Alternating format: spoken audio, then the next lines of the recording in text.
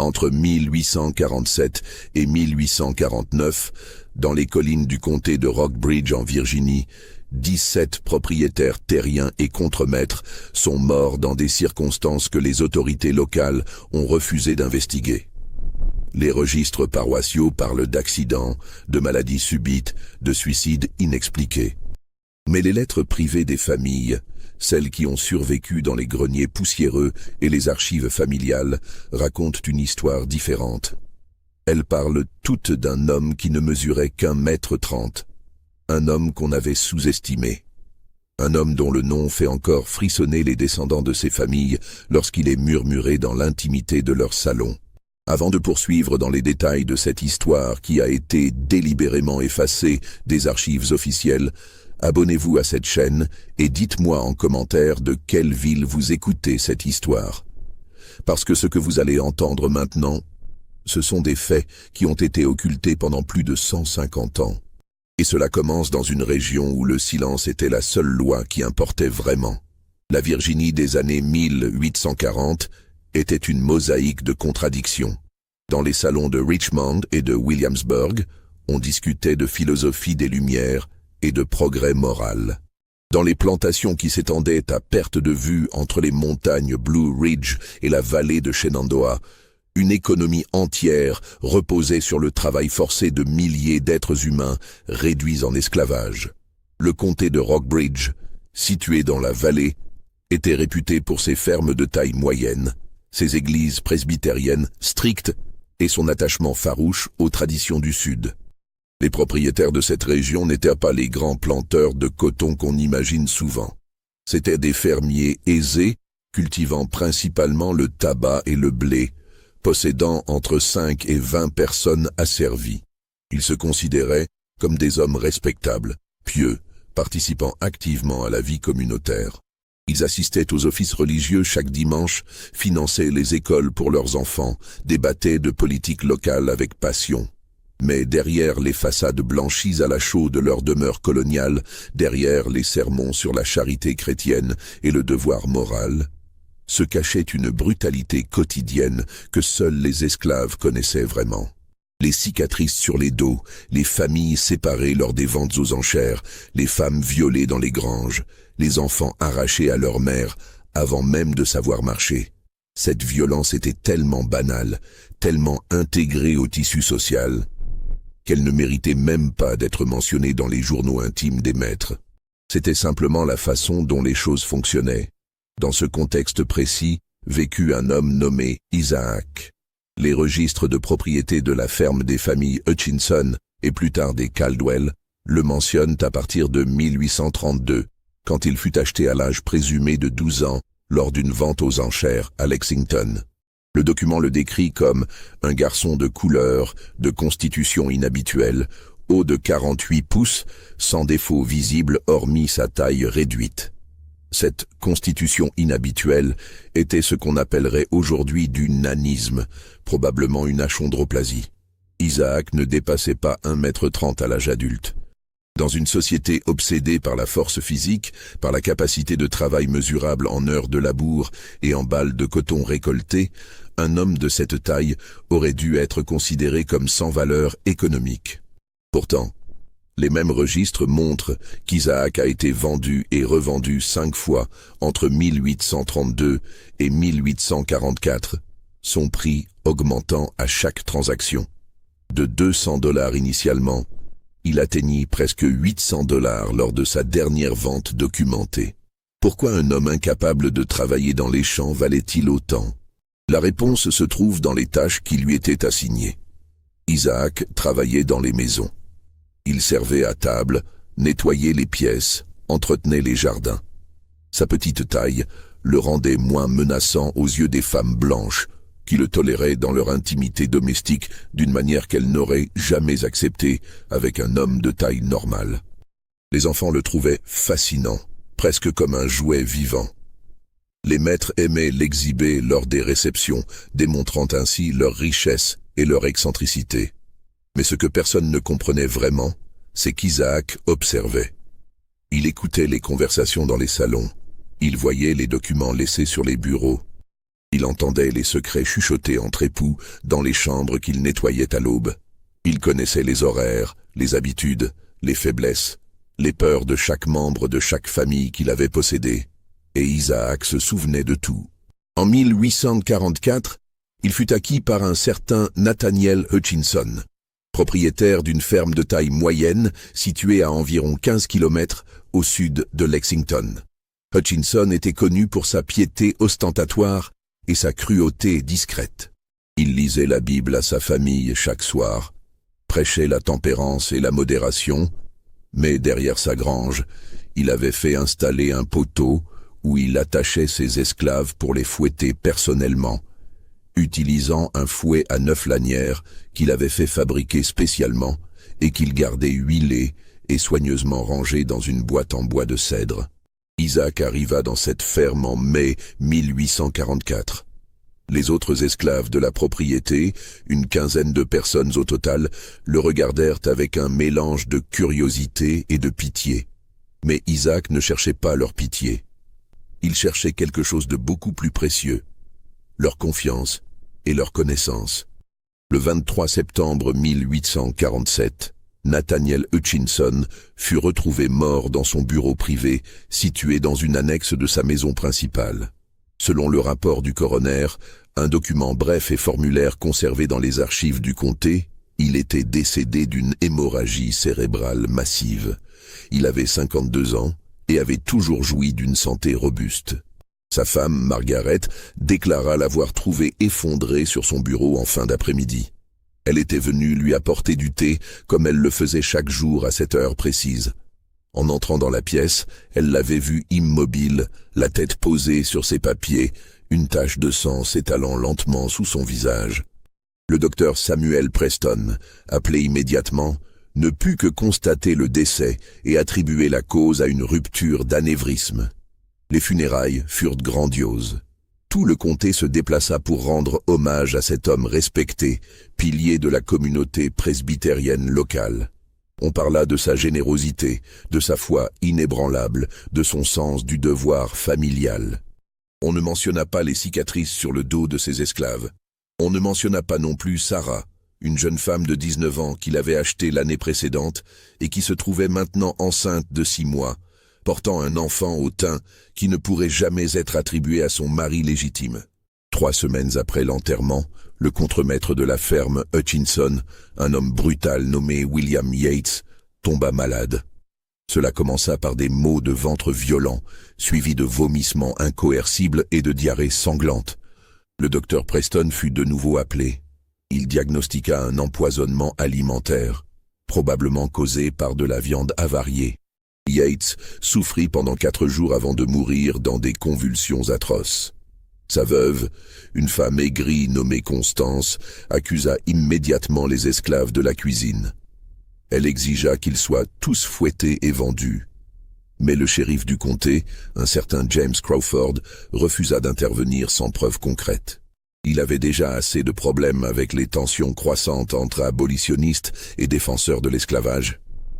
Il ne voulait pas déclencher un incident qui pourrait attirer l'attention des journaux du Nord. Margaret Hutchinson, désormais veuve et propriétaire légale de la ferme, licencia Constance Yates et engagea un nouveau contremaître, Henry Dalton, un homme réputé pour sa poigne de fer. Dalton avait travaillé dans plusieurs grandes plantations de Virginie et du Maryland. On racontait qu'aucun esclave n'osait le défier, qu'il pouvait briser la volonté d'un homme rien qu'avec son regard et quelques coups bien placés. Il arriva à la ferme Hutchinson en novembre 1847, déterminé à restaurer l'ordre et la discipline. Isaac, toujours discret dans ses fonctions domestiques, l'observa dès le premier jour. Il nota la façon dont Dalton inspectait chaque recoin de la propriété, la manière dont il interrogeait chaque esclave individuellement, cherchant les signes de rébellion ou de paresse. Il remarqua aussi que Dalton buvait chaque soir dans sa cabane une bouteille de whisky qu'il gardait dans un coffre sous son lit. En janvier 1848, Henry Dalton mourut dans l'incendie de sa cabane. Le feu se déclara en pleine nuit, alors que l'homme dormait dans un état d'ébriété avancé. Lorsque les flammes furent découvertes, il était déjà trop tard. Son corps carbonisé fut retrouvé près de la porte, comme s'il avait tenté de fuir mais n'avait pas réussi à déverrouiller le loquet. Des témoins rapportèrent que la porte semblait coincée, peut-être gonflée par l'humidité hivernale. Cette fois, Margaret Hutchinson eut peur. 3 hommes morts en l'espace de 4 mois. Ce n'était pas normal. Ce n'était pas naturel. Elle consulta le pasteur de sa paroisse, le révérend Thomas Ellsworth, un homme austère qui prêchait la prédestination et la colère divine. Ellsworth lui assura que Dieu testait sa foi, que ces épreuves étaient une opportunité de démontrer sa force morale et sa soumission à la volonté du Très-Haut. Mais Margaret n'était pas convaincue. Elle commença à surveiller ses esclaves avec une attention obsessive. Elle les faisait fouiller avant qu'ils n'entrent dans la maison. Elle goûtait chaque plat avant de le servir à sa famille. Elle fit installer de nouveaux verrous sur toutes les portes et fenêtres. La peur s'était installée dans cette demeure autrefois si ordonnée, et cette peur suintait dans chaque regard, chaque geste, chaque silence prolongé. Pour comprendre ce qui se passait vraiment à la ferme Hutchinson et dans la région environnante, il faut revenir plusieurs années en arrière. Il faut comprendre qui était réellement Isaac et ce qui s'était construit silencieusement pendant toutes ces années où il avait été vendu d'une propriété à l'autre. Isaac était né en 1820, probablement dans le Maryland, bien que les registres soient contradictoires sur ce point. Sa mère était une femme esclave dont le nom a été perdu. Son père était inconnu, mais les descriptions physiques suggèrent qu'il ne souffrait pas de nanisme, ce qui indique que la condition d'Isaac était une mutation génétique spontanée. Dès sa petite enfance, Isaac avait compris qu'il était différent. Les autres enfants grandissaient, devenaient forts, étaient envoyés au champ à l'âge de 7 ou 8 ans. Lui restait petit, avec des membres courts et un torse de taille normale, une configuration typique de l'achondroplasie. Les maîtres ne savaient pas quoi faire de lui. Certains envisagèrent de le tuer comme un animal défectueux. D'autres virent en lui une curiosité potentiellement rentable. Ce fut cette dernière option qui prévalut. Isaac fut vendu à 12 ans à un marchand itinérant qui comptait l'exhiber dans des foires. Mais l'homme mourut 2 ans plus tard, laissant Isaac entre les mains d'un créancier qui le revendit à une famille de fermiers en Virginie. Et c'est là, dans les maisons où il fut affecté aux tâches domestiques, qu'Isaac reçut une éducation inhabituelle pour un esclave. Les enfants blancs des familles qui le possédaient le trouvaient amusant. Ils lui apprenaient à lire et à écrire, comme on apprend des tours à un animal de compagnie. Ils lui montraient leurs livres, lui expliquaient les leçons qu'ils avaient apprises à l'école. Isaac absorbait tout avec une avidité qui aurait dû alarmer les adultes, mais personne ne prêtait vraiment attention à ce qui se passait dans les chambres d'enfants. Vers l'âge de 20 ans, Isaac savait lire couramment. Il comprenait l'arithmétique de base. Il avait mémorisé des passages entiers de la Bible, de Shakespeare, des essais philosophiques qu'il avait lus en cachette dans les bibliothèques des maîtres. Plus important encore, il avait développé une compréhension profonde de la psychologie humaine. Il savait quels mots utiliser pour apaiser, pour manipuler, pour convaincre. Il savait lire les expressions faciales, décoder les non-dits, anticiper les réactions. Et au fil des années, au fil des propriétaires successifs, Isaac avait rencontré d'autres esclaves. Des hommes et des femmes qui partagèrent sa rage froide contre le système qui les opprimait. Des personnes qui, comme lui, avaient appris à cacher leur intelligence, à jouer les rôles attendus tout en préservant leur humanité intérieure. Ensemble, discrètement, ils avaient commencé à construire quelque chose. Un réseau. Ce réseau n'avait pas de nom. Il n'avait pas de structure formelle. C'était simplement un ensemble de connexions entre esclaves de différentes propriétés, reliés par des liens de confiance forgés dans le secret et la nécessité. Lorsqu'Isaac était vendu d'une ferme à une autre, il emportait avec lui des informations. Il savait qui était cruel, qui était négligent, qui avait des faiblesses exploitables, et il partageait ces informations avec ceux qui pouvaient les utiliser. Les esclaves communiquaient de manière que les maîtres ne soupçonnaient jamais. Une chanson fredonnée dans les champs pouvait contenir un message codé. Un arrangement particulier de pierre au bord d'un chemin signifiait que quelque chose d'important devait être transmis. Les prêcheurs itinérants noirs qui circulaient entre les plantations pour les services religieux servaient de messagers. Les marchands ambulants, les artisans libres de couleur, tous participaient, sans le savoir, à cette circulation discrète d'informations. Et au centre de ce réseau, petit, discret, sous-estimé par tous, se trouvait Isaac. Lorsqu'il arriva à la ferme Hutchinson en 1844, Isaac savait déjà tout sur Nathaniel Hutchinson. Il savait que l'homme avait torturé à mort un esclave nommé Peter 3 ans auparavant, pour une simple accusation de vol de nourriture.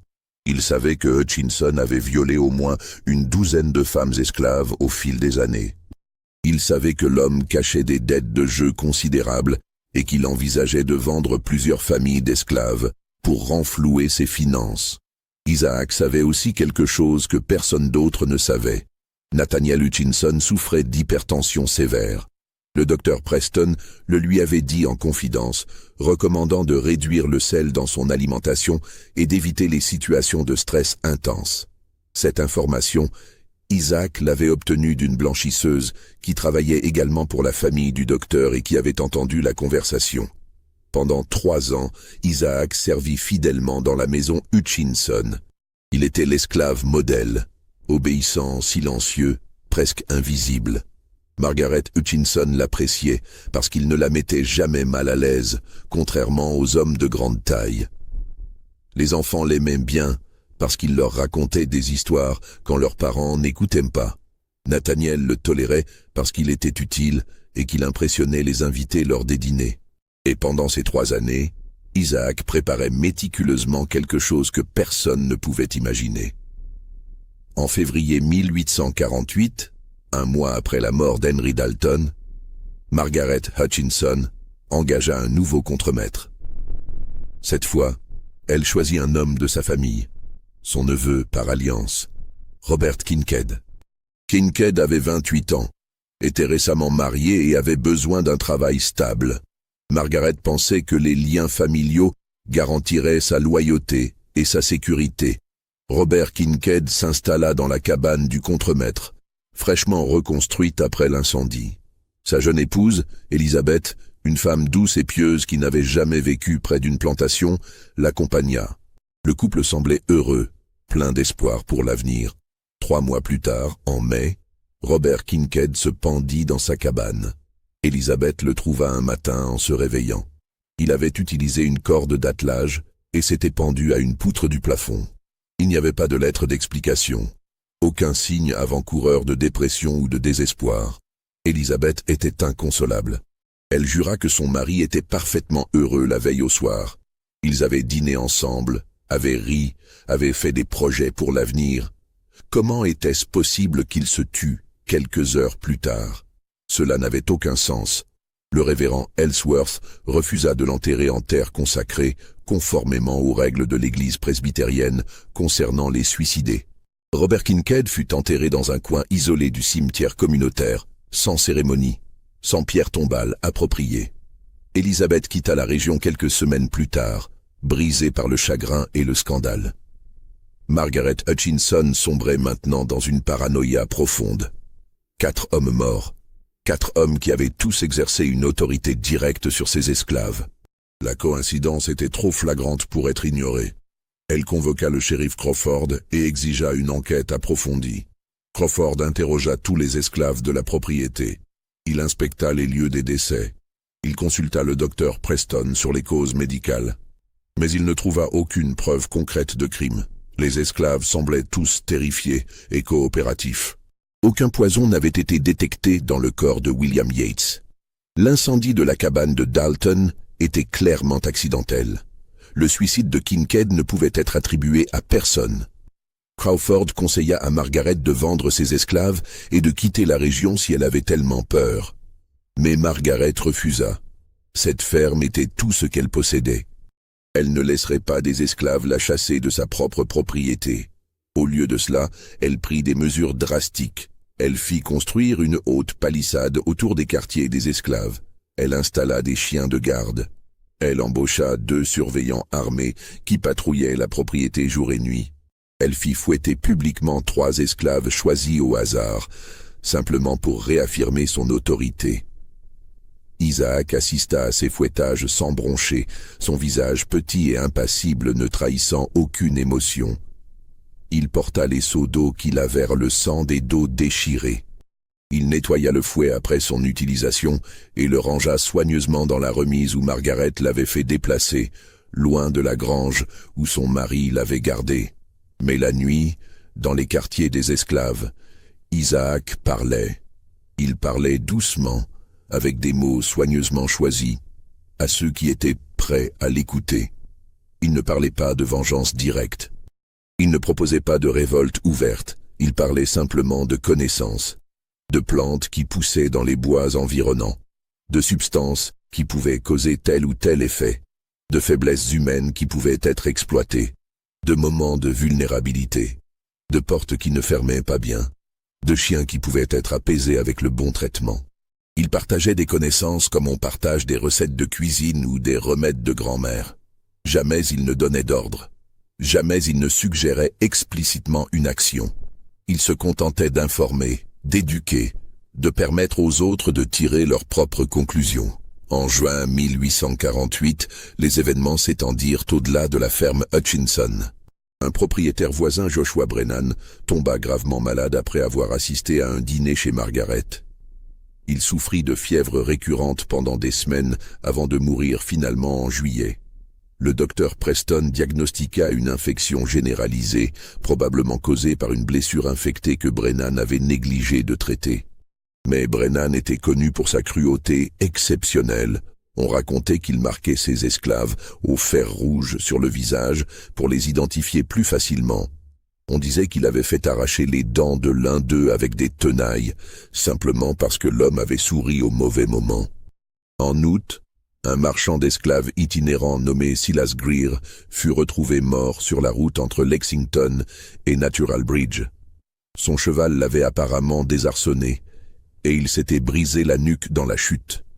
Greer était réputé pour séparer délibérément les familles lors de ses ventes, vendant les enfants à un acheteur et les parents à un autre, maximisant ainsi ses profits en créant des situations de désespoir où les esclaves accepteraient n'importe quel prix pour rester ensemble. En septembre, le fils aîné d'un riche propriétaire du comté voisin, un jeune homme arrogant de 22 ans nommé Edmund Talbot, fut piétiné par son propre cheval. L'animal, normalement docile, était devenu soudainement fou furieux pendant que Talbot le montait, désarçonnant son cavalier et le frappant à coups de sabot jusqu'à ce qu'il ne soit plus qu'une masse sanglante. Talbot était connu pour violer systématiquement les jeunes filles esclaves, certaines n'ayant pas plus de 14 ou 15 ans. Les familles des victimes ne voyaient pas encore le schéma. Chaque mort semblait isolée, expliquée par des circonstances malheureuses mais plausibles. Pourtant, dans les quartiers d'esclaves de toute la région, un murmure commençait à circuler. Un murmure qui parlait d'un homme petit, d'un homme qui savait des choses, d'un homme qui n'oubliait jamais et qui réglait les comptes avec une patience infinie. Si cette histoire vous donne des frissons dans le dos, appuyez sur le bouton « J'aime » et dites-moi en commentaire ce que vous pensez qu'il va se passer. Parce que ce que vous allez entendre maintenant est encore plus troublant que tout ce qui précède. À l'automne 1848, la panique commença vraiment à s'installer parmi les propriétaires blancs du comté de Rockbridge. Les morts s'accumulaient, et même les plus sceptiques ne pouvaient plus ignorer le schéma troublant qui se dessinait. Tous les hommes qui mouraient avaient un point commun. Ils avaient été particulièrement cruels envers leurs esclaves. Un comité informel se forma, composé des propriétaires les plus influents de la région.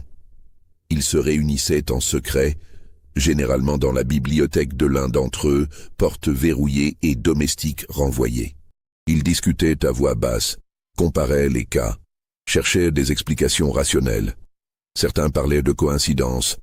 Après tout, des gens mouraient tout le temps, de maladies, d'accidents, de vieillesse. Le fait que plusieurs propriétaires cruels soient morts en peu de temps pouvait être simplement le hasard, ou peut-être même un jugement divin contre leurs péchés. D'autres étaient plus inquiets. Il voyait une main humaine derrière ces événements. Il parlait de conspiration, de réseaux organisés d'esclaves, peut-être même d'abolitionnistes du Nord qui auraient infiltré la région. Ils exigeaient des mesures drastiques, interrogatoires violents, vente publique pour disperser les groupes suspects, contrôle encore plus strict des déplacements et des communications entre esclaves. Le docteur Samuel Preston, qui avait signé plusieurs des certificats de décès, fut convoqué devant ce comité. Les hommes lui demandèrent de revoir ses diagnostics, de chercher des signes d'empoisonnement ou de violence criminelle qu'il aurait pu manquer. Preston était un homme de science, formé à l'université de Pennsylvanie, respecté pour son expertise médicale. Il examina soigneusement chaque cas, relut ses notes, consulta ses manuels de médecine. Sa conclusion fut claire. Tous les décès pouvaient être expliqués par des causes naturelles ou accidentelles. L'hémorragie cérébrale de Hutchinson était cohérente avec son hypertension non traitée. Les symptômes de Yates correspondaient à un empoisonnement alimentaire par de la viande de porc contaminée. L'incendie de Dalton était clairement accidentel, causé par une lampe à huile renversée. Le suicide de Kincaid ne présentait aucun signe de contrainte. Les autres cas étaient tout aussi explicables. Mais Preston admit une chose troublante. Certains poisons, particulièrement ceux dérivés de plantes locales, étaient pratiquement indétectables après la mort, surtout si le corps n'était autopsié que plusieurs jours après le décès. La strychnine, l'arsenic, la digitale, l'aconite, la ciguë, toutes ces substances étaient disponibles dans la nature ou pouvaient être obtenues discrètement.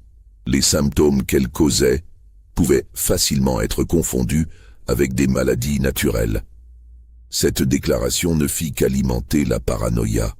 Les propriétaires commencèrent à soupçonner tout et tout le monde. Ils ne mangeaient plus de nourriture préparée par leurs esclaves sans la faire goûter d'abord.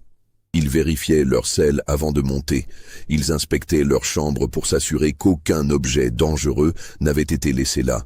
Ils dormaient avec des pistolets chargés sous leurs oreillers. Cette atmosphère de suspicion et de peur affectait aussi les esclaves. Les propriétaires, terrifiés, devenaient encore plus brutaux dans leurs mesures de contrôle. Les fouettages augmentèrent en fréquence et en sévérité. Les restrictions sur les déplacements devinrent draconiennes. Certains propriétaires firent construire des cellules de détention individuelles où ils enfermaient leurs esclaves chaque nuit, les libérant seulement à l'aube pour le travail quotidien. Mais malgré toutes ces mesures, les morts continuaient. En octobre, un surveillant particulièrement sadique nommé Luther Peabody mourut d'une chute dans un puits. Son corps ne fut découvert que 3 jours plus tard, lorsque les esclaves se plaignirent d'une odeur nauséabonde près du puits de la propriété. Peabody portait encore son fouet à la ceinture quand on le remonta. En novembre, c'est un pasteur baptiste qui prêchait régulièrement sur la légitimité biblique de l'esclavage qui succomba à une crise cardiaque pendant son sommeil. Le révérend Marcus Finlay avait 58 ans et était connu pour justifier les punitions corporelles les plus extrêmes en citant des passages de l'Ancien Testament. Il mourut paisiblement, sans souffrance apparente, mais son visage montrait une expression de terreur figée que même l'entrepreneur de pompes funèbres ne parvint pas à effacer complètement. En décembre, un riche planteur nommé Archibald Vance, qui possédait une grande propriété dans la partie sud du comté, fut victime d'un accident lors d'une partie de chasse. Un coup de fusil partit accidentellement alors qu'il traversait un fossé, le touchant en plein cœur. Ses compagnons de chasse jurèrent que personne n'avait tiré, que le coup était parti tout seul, peut-être à cause d'un mouvement brusque ou d'une branche qui avait accroché la gâchette.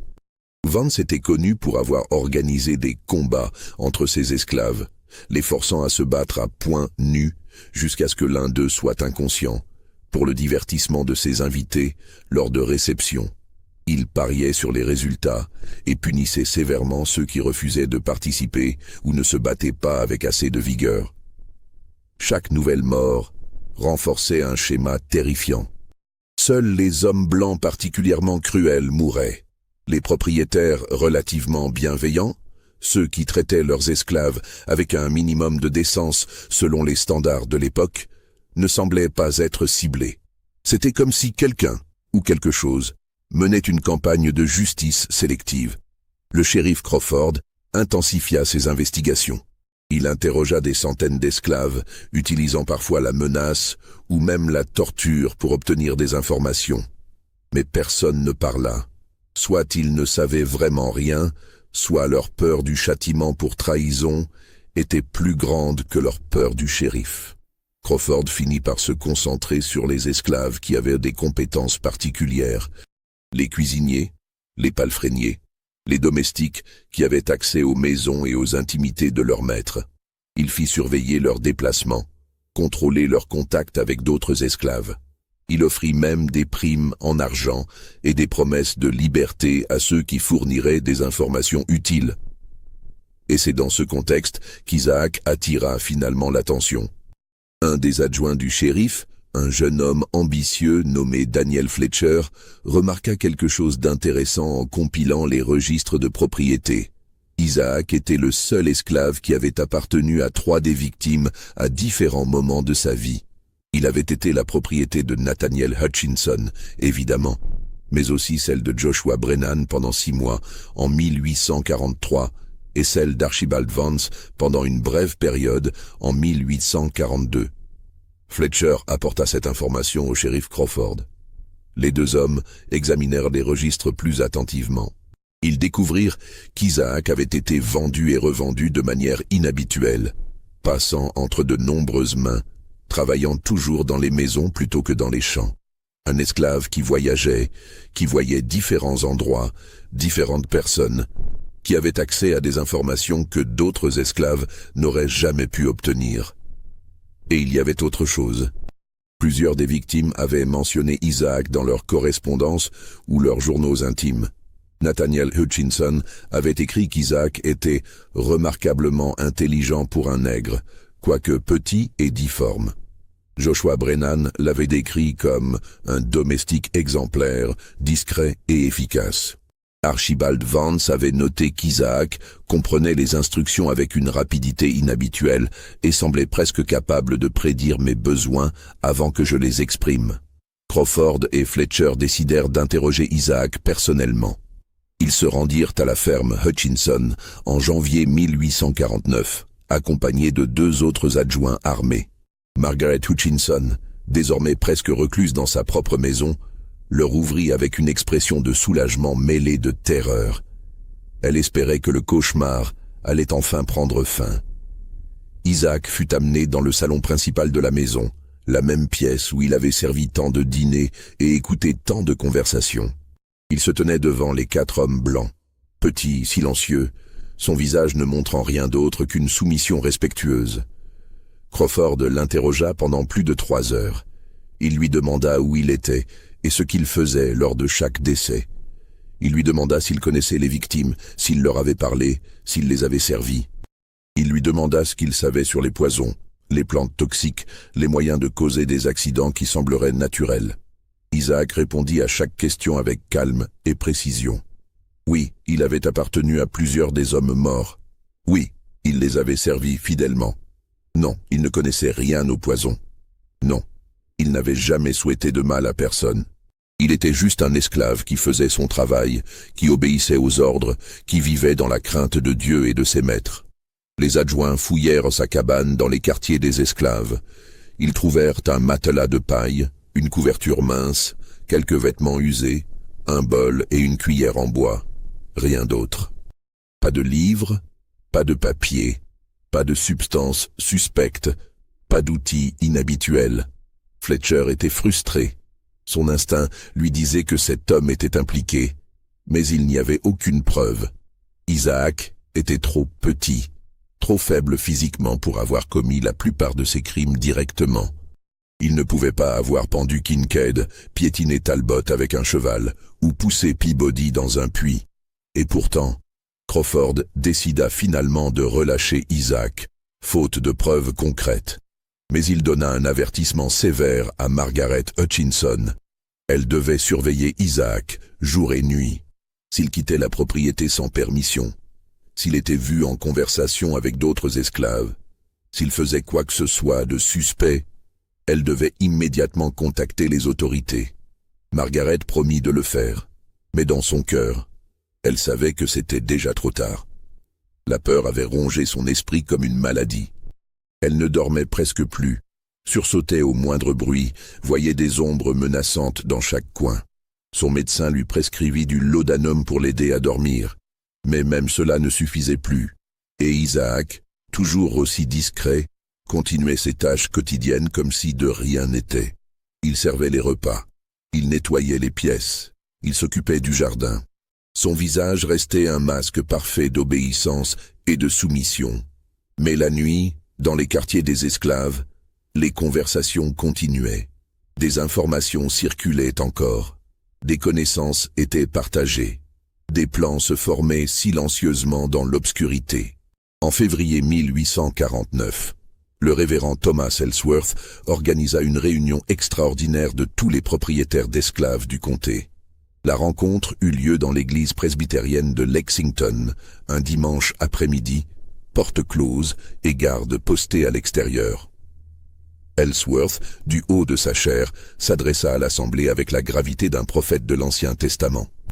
Il parla de malédiction, de jugement divin, de péchés qui devaient être expiés.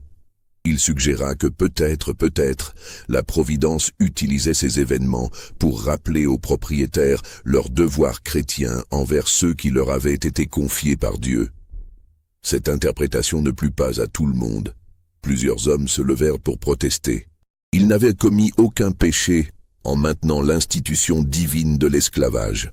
Ils n'avaient fait qu'exercer leur droit légitime de propriété et de discipline. Si quelqu'un devait être jugé, c'étaient les esclaves rebelles qui complotaient contre l'ordre naturel des choses. Le débat dura des heures, devenant de plus en plus houleux. Certains proposaient des mesures extrêmes. Vendre tous les esclaves du comté et importer une nouvelle main-d'œuvre qui ne serait pas contaminée par les idées de rébellion. D'autres suggéraient d'interdire complètement l'éducation religieuse des esclaves, car c'était dans les réunions de prière que les complots se formaient probablement. Finalement, un consensus émergea. Le comté engagerait un chasseur d'esclaves professionnel du Maryland, un homme nommé Caleb Marsh, réputé pour sa capacité à briser les réseaux de résistance et à identifier les meneurs. Marsh viendrait avec ses hommes et ses chiens, et il nettoierait le comté de toute velléité de rébellion. Caleb Marsh arriva 3 semaines plus tard, en mars. C'était un homme massif, au visage marqué par la petite vérole, aux mains comme des battoirs de boucher. Il amenait avec lui 5 assistants, tous aussi brutaux que leur chef, et une meute de chiens dressés spécifiquement pour traquer les esclaves fugitifs. Marsh établit son quartier général dans une grange abandonnée aux abords de Lexington. Il commença méthodiquement à interroger les esclaves de chaque plantation, utilisant des méthodes que même les propriétaires les plus endurcis trouvaient excessives. Les cris qui sortaient de cette grange la nuit étaient audibles à plusieurs centaines de mètres. Mais Marsh ne trouvait rien, ou plutôt il ne trouvait que du silence. Même sous la torture, même sous la menace de mort, les esclaves ne parlaient pas. Soit ils ne savaient vraiment rien, soit leur solidarité était absolue. Après 2 semaines de cette campagne de terreur, Marsh admit qu'il était confronté à quelque chose d'inhabituel. Dans sa longue carrière, il avait toujours réussi à briser au moins quelques individus, à obtenir des aveux, à démanteler des réseaux. Mais ici, c'était comme si les esclaves formaient un seul organisme, partageant une volonté commune, protégeant un secret que personne ne voulait révéler. Le 28 mars, Caleb Marsh se rendit personnellement à la ferme Hutchinson pour interroger Isaac. Il avait entendu parler de ce petit homme qui semblait être au centre de plusieurs coïncidences troublantes. Il voulait voir par lui-même. Margaret Hutchinson fit venir Isaac dans le salon.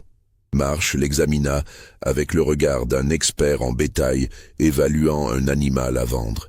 Il nota la taille réduite, les proportions inhabituelles du corps, l'intelligence évidente qui brillait dans les yeux. « On me dit que tu es un domestique très compétent », commença Marsh d'une voix traînante. « Je fais de mon mieux, maître », répondit Isaac, les yeux baissés. On me dit aussi que tu as appartenu à plusieurs des hommes qui sont morts ces derniers mois. Quelle coïncidence remarquable, n'est-ce pas? Je ne sais rien sur ces morts, maître. Je suis juste un serviteur fidèle. Marsh se leva et s'approcha d'Isaac, le dominant de toute sa masse. Il posa une main énorme sur l'épaule d'Isaac, serrant juste assez fort pour faire comprendre la menace implicite. « Je vais te dire quelque chose, petit homme. J'ai brisé des esclaves 10 fois plus forts que toi. J'ai fait parler des hommes qui juraient qu'ils préféreraient mourir. Et je peux te faire parler aussi, si tu caches quelque chose. Je ne cache rien, maître. Je ne sais rien. » Margaret Hutchinson, observant la scène depuis le pas de la porte, sentit son estomac se nouer.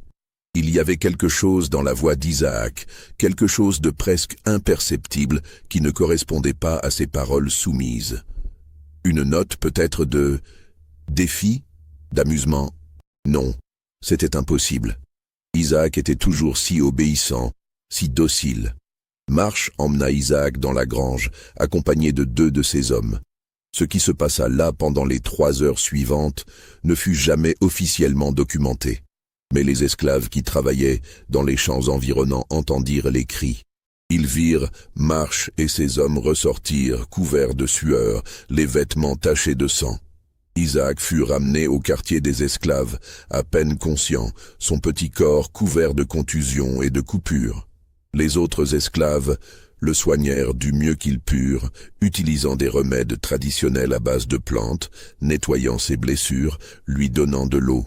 Marsh, frustré de n'avoir rien obtenu malgré la brutalité de son interrogatoire, quitta la ferme Hutchinson en jurant qu'il reviendrait.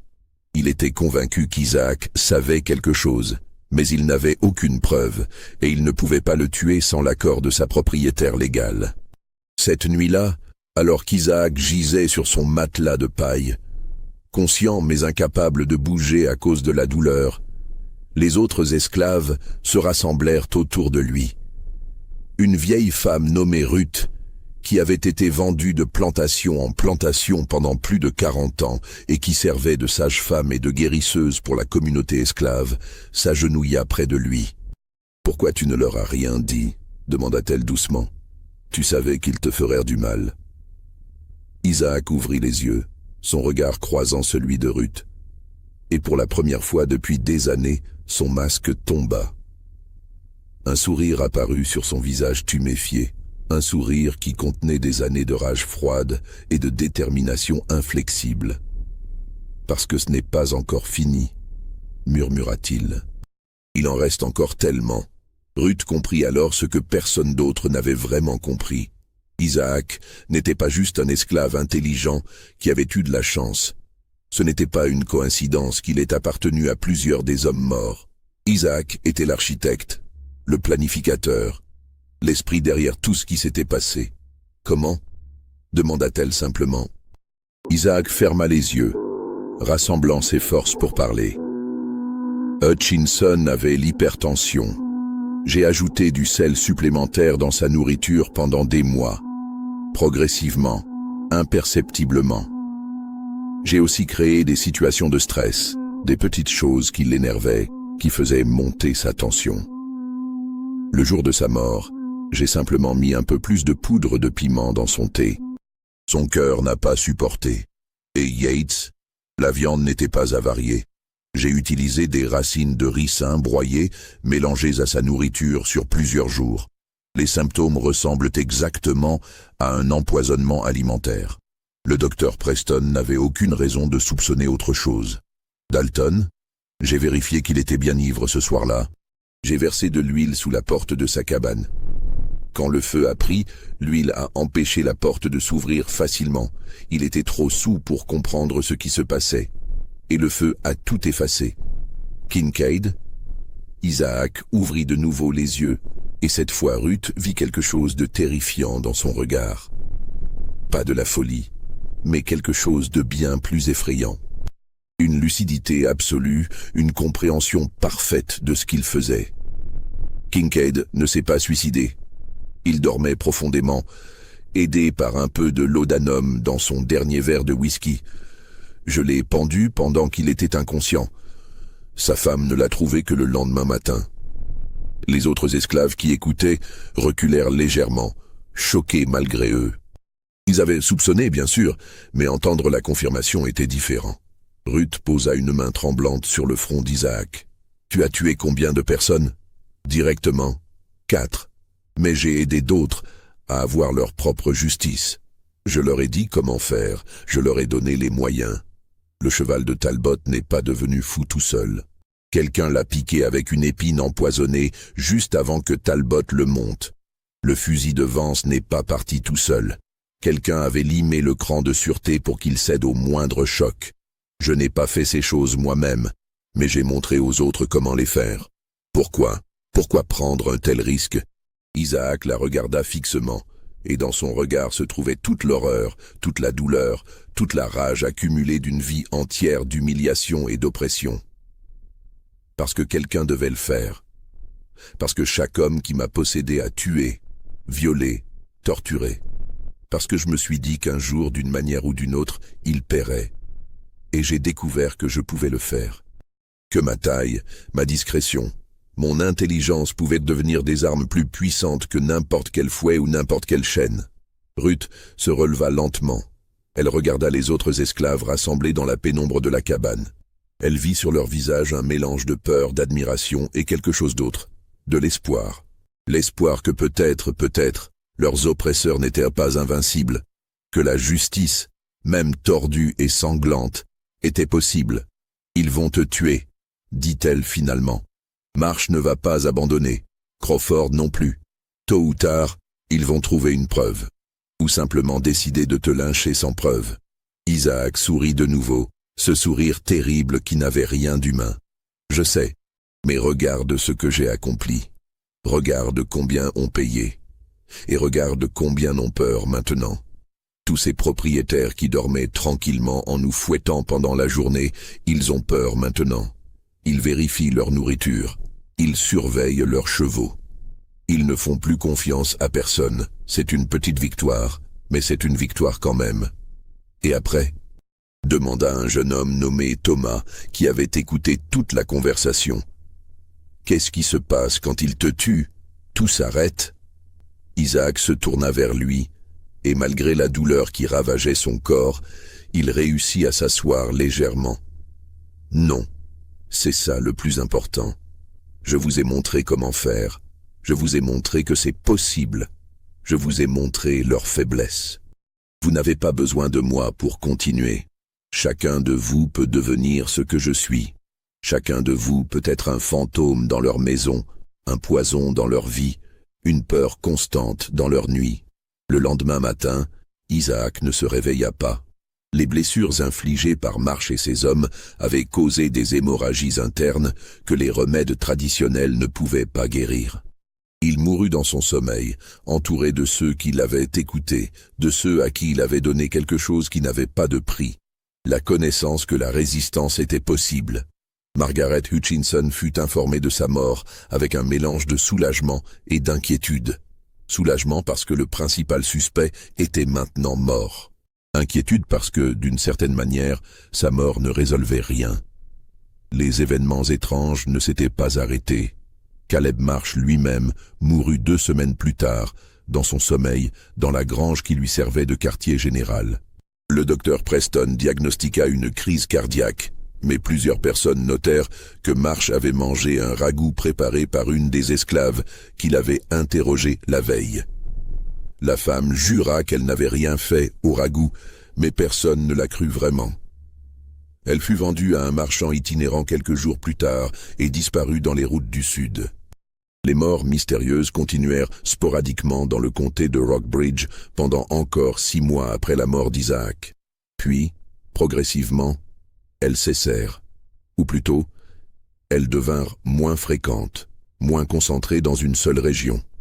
Des incidents similaires furent rapportés dans d'autres comtés de Virginie, puis dans d'autres États du Sud. Toujours les mêmes schémas. Des propriétaires cruels mourant dans des circonstances apparemment naturelles ou accidentelles. Des enquêtes qui n'aboutissaient à rien. Des esclaves qui ne parlaient jamais. Les autorités finirent par attribuer les événements de Rockbridge à une coïncidence malheureuse amplifiée par l'hystérie collective. Dans les rapports officiels, Isaac fut mentionné comme un suspect potentiel, mais jamais confirmé, mort avant que des preuves concluantes puissent être rassemblées. L'affaire fut officiellement close en 1850. Margaret Hutchinson ne se remit jamais complètement. Elle vécut encore 12 ans, de plus en plus recluse, de plus en plus paranoïaque. Elle finit par vendre sa ferme en 1858 et déménagea chez sa sœur à Richmond. Elle mourut en 1861, peu avant le début de la guerre de sécession, emportant avec elle ses terreurs et ses secrets. Le shérif Crawford continua son travail jusqu'en 1855, puis démissionna subitement et quitta la Virginie pour s'installer dans le Michigan. Il ne donna jamais d'explication publique pour ce départ précipité, mais ses lettres privées à sa famille parlent de cauchemars récurrents et d'une atmosphère malsaine dans le comté de Rockbridge. Le docteur Preston resta dans la région jusqu'à sa mort en 1863. Dans ces dernières années, il devint un abolitionniste discret, aidant secrètement le Underground Railroad. Dans son journal intime, découvert après sa mort, il écrivit une entrée troublante datée de 1852. Je repense souvent à ces morts mystérieuses de 1847 à 1849. À l'époque, je jurais que toutes étaient d'origine naturelle ou accidentelle. Aujourd'hui, avec le recul, je me demande si je ne me suis pas menti à moi-même. Je me demande si je n'ai pas simplement vu ce que je voulais voir, parce que voir la vérité aurait été trop terrifiant. Parce que cela aurait signifié admettre que nous, les hommes blancs du Sud, avons créé un système si monstrueux qu'il a engendré sa propre forme de justice. Une justice silencieuse, patiente, implacable. Et je me demande combien d'autres morts, dans combien d'autres plantations, sont causées par cette même justice que nous refusons de reconnaître. Quant à Isaac, il n'existe aucune tombe marquée, aucun registre officiel de son enterrement. Les esclaves de la ferme Hutchinson l'enterrèrent quelque part dans les bois environnants, dans un lieu qui ne fut jamais révélé aux autorités blanches. Il est dit que pendant des décennies, des esclaves de toute la région venaient secrètement déposer des fleurs sauvages sur sa tombe, bien que personne ne sache avec certitude où elle se trouvait. Mais l'héritage d'Isaac ne se limite pas à une tombe cachée. Dans les traditions orales des communautés afro-américaines de Virginie, transmises de génération en génération jusqu'au début du XXe siècle, on raconte l'histoire d'un homme petit mais sage, qui enseigna aux opprimés que l'intelligence et la patience pouvaient être des armes plus puissantes que la force brute. On l'appelait de différents noms selon les versions. Le petit fantôme, le professeur silencieux, celui qui se souvient. Ces histoires ne mentionnent jamais explicitement les meurtres. Elles parlent plutôt de justice rendue, de leçons enseignées, de comptes réglés. Elles racontent comment un homme que tous sous-estimaient devint celui que tous craignaient. Comment il prouva que même dans le système le plus oppressif, même dans les circonstances les plus désespérées, la résistance était possible. En 1932, un historien de l'Université de Virginie nommé Robert Claiborne mena des recherches sur l'esclavage dans le comté de Rockbridge. Il découvrit les registres des morts inhabituels de 1847 à 1849 et devint fasciné par cette série d'événements. Il interviewa plusieurs descendants d'esclaves, maintenant dans leurs 70 ou 80 ans, dont les grands-parents avaient vécu cette période. Ce qu'il entendit le troubla profondément. Les histoires étaient cohérentes, détaillées, transmises avec un soin évident d'une génération à l'autre. Elles décrivaient Isaac avec une précision remarquable, sa taille exacte, son intelligence, sa patience, sa détermination. Elle décrivait aussi les méthodes qu'il aurait utilisées avec un niveau de détail qui suggérait une connaissance réelle plutôt que de simples légendes. Claiborne écrivit un article académique sur ses découvertes, intitulé « Justice invisible, résistance esclave et mortalité des propriétaires dans la Virginie antebellum ». L'article fut rejeté par toutes les revues académiques auxquelles il le soumit. Les éditeurs le trouvèrent trop spéculatif, basé sur des sources non fiables, potentiellement incendiaires dans le climat racial actuel. Claiborne mourut en 1948 et ses recherches restèrent dans ses archives personnelles, non publiées et largement oubliées. Ce n'est qu'en 1970, lors du regain d'intérêt pour l'histoire afro-américaine qui suivit le mouvement des droits civiques, que ces papiers furent redécouverts. Mais à ce moment-là, la plupart des témoins directs étaient morts, et les trails documentaires étaient encore plus fragmentaires. Aujourd'hui, dans les archives du comté de Rockbridge, on peut encore trouver les registres de propriété mentionnant Isaac. On peut lire les certificats de décès signés par le docteur Preston. On peut consulter les rapports lacunaires du shérif Crawford. Mais tout cela ne forme qu'un puzzle incomplet, avec des pièces manquantes et des zones d'ombre que personne n'a jamais réussi à éclaircir complètement. La question reste, Isaac était-il vraiment un meurtrier en série calculateur, utilisant son intelligence et sa position pour orchestrer une campagne de vengeance méthodique? Ou était-il simplement un bouc émissaire commode sur qui les propriétaires terrifiés projetaient leur peur et leur culpabilité? Les morts étaient-elles vraiment des meurtres déguisés ou simplement une série de coïncidences que l'hystérie collective a transformées en conspiration? Les historiens ne s'accordent pas. Certains soutiennent que les preuves sont trop circonstancielles pour conclure à quoi que ce soit de définitif. D'autres argumentent que le schéma est trop clair pour être ignoré, que la persistance des traditions orales suggère une base de vérité. Mais peut-être que la vérité importe moins que ce que l'histoire représente. Qu'Isaac ait été un meurtrier réel ou une figure mythologique créée par l'imagination collective des esclaves, son histoire incarne quelque chose d'essentiel. Le refus d'accepter l'oppression comme inévitable, la transformation de la faiblesse apparente en force, l'utilisation de l'intelligence contre la brutalité. Dans le comté de Rockbridge aujourd'hui, il ne reste presque rien de cette période sombre. Les fermes ont été vendues et revendues, transformées en propriétés modernes ou en vignobles touristiques. Les quartiers des esclaves ont été démolis depuis longtemps. Les descendants des propriétaires blancs et des esclaves noirs vivent côte à côte, liés par une histoire qu'ils comprennent différemment. Mais parfois, dans les conversations privées, dans les histoires racontées lors de réunions familiales, le nom d'Isaac refait surface. Toujours avec un mélange de respect et de peur, toujours comme un rappel que l'oppression crée ses propres formes de résistance, toujours comme une question sans réponse. Jusqu'où peut aller un homme pour obtenir justice quand toute forme légale de justice lui est refusée? Cette histoire vous a-t-elle donné à réfléchir? Pensez-vous qu'Isaac était vraiment ce tueur méthodique ou que tout cela n'était qu'une coïncidence amplifiée par la paranoïa? Y a-t-il une justice morale dans ce qu'il aurait fait ou était-ce simplement du meurtre déguisé en vengeance? Dites-moi ce que vous en pensez dans les commentaires. Abonnez-vous pour plus d'histoires troublantes tirées des archives oubliées de l'histoire. Et partagez cette vidéo avec ceux qui, comme vous, sont fascinés par les zones d'ombre de notre passé, par ces événements qui se situent à la frontière incertaine entre la vérité historique et la légende collective. Parce qu'au final, la question n'est peut-être pas de savoir si Isaac a vraiment existé.